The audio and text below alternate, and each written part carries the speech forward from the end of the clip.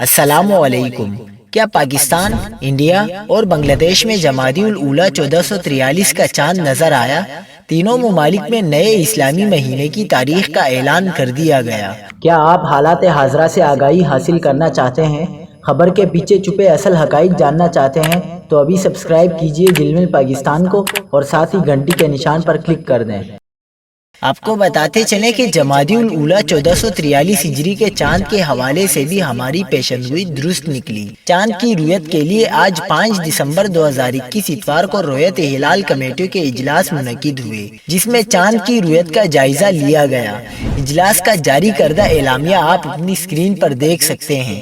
مولانا عبدالخبیر آزاد نے اعلان کیا کہ ملک میں متعدد مقامات پر چاند نظر آنے کی شہادتیں موصول ہوئیں، لہٰذا آج جمادی الاولیٰ 1443 کا چاند نظر آ گیا ہے۔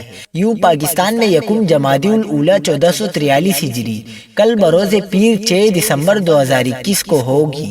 پاکستان کے علاوہ انڈیا کی رویت ہلال کمیٹیوں کے جاری کردہ اعلامیے آپ اپنی اسکرین پر دیکھ سکتے ہیں۔